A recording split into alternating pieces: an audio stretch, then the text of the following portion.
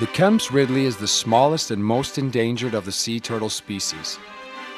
Before the discovery of their main nesting beach at Rancho Nuevo, it was commonly known as the bastard turtle, reflecting the belief that it was a hybrid species. Our story begins on a Wednesday in 1947.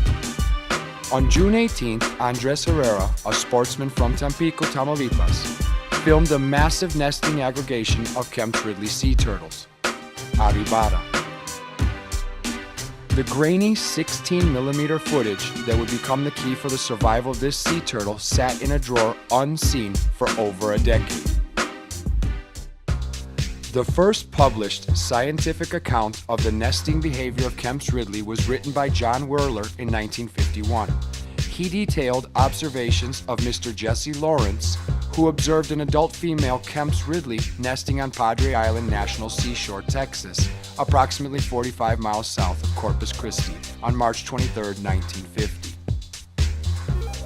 Years later, in 1967, famed naturalist Archie Carr would contact Mr. Lawrence and determine that Mr. Lawrence had also seen a Kemp's ridley nesting in 1948.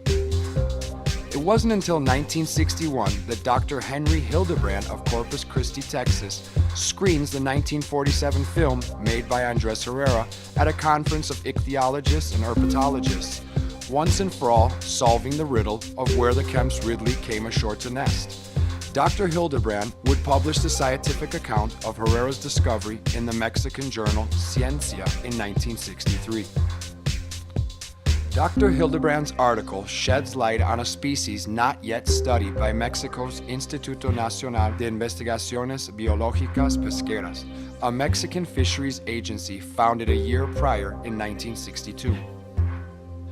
It is also in 1963 when Durrell Adams begins his work to save the Kemp's ridley sea turtle. He receives 98 eggs from Mr. Francis McDonald, who operated a fishing camp at Barra Coma near the small Mexican town of Rancho Nuevo. The eggs were flown to Brownsville and transported to South Padre Island, where they were reburied. Mr. Adams' work with these 98 eggs represents the first Kemp's ridley sea turtle conservation effort. In 1965, a caravan of 6 vehicles joins Adams in his efforts to help the Kemp's ridley in their natal nesting beach. Among this group of people was a spry and energetic 60-year-old lady who was to play a major role in elevating public awareness on the plight of sea turtles and their conservation, Isla Letcher. Isla would become the world-famous turtle lady of South Padre Island. The work of Adams and his group played an important role in the establishment of the first sea turtle camp in Mexico. Kemp's ridley conservation in Mexico would officially begin on April 15, 1966, near the rural town of Rancho Nuevo in the state of Tamaulipas. The main characters of this incredible conservation effort across Texas and Tamaulipas were Durrell and Ethel Adams, Johnny Brewer, Ernest Hacker, Bob Hessling, Keith Hoyt, and Isla Letcher. In all, the group's efforts resulted in the protection of 5,535 eggs and 1,227 hatchlings being released into the Gulf of Mexico off of the Texas coast. Not bad for a Brownsville contractor and a group of friends.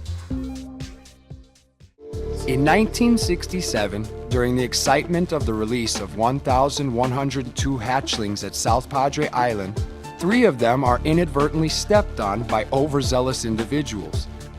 These 3 hatchlings were retained and given to Isla Letcher for hand rearing. The turtles were named Winkin, Blinkin, and Nod. An amazing epilogue to an amazing story, and the beginning of another story just as amazing. These 3 turtles were to be the genesis of the Sea Turtle Lady of South Padre Island and Sea Turtle Incorporated. Awareness of the Kemp's ridley plight and the conservation efforts continue throughout the following years.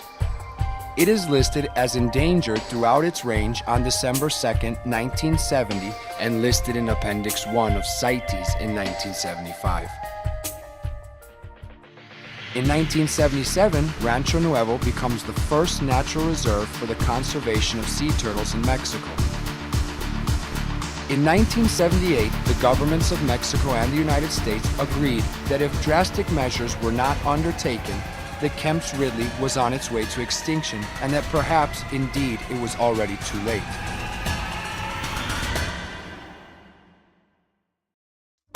The binational Mexico-U.S. project begins, spearheaded by Dr. René Márquez Millán of Mexico's Instituto Nacional de la Pesca and Dr. Peter Pritchard from the Florida Audubon Society, working in collaboration with the U.S. Fish and Wildlife Service.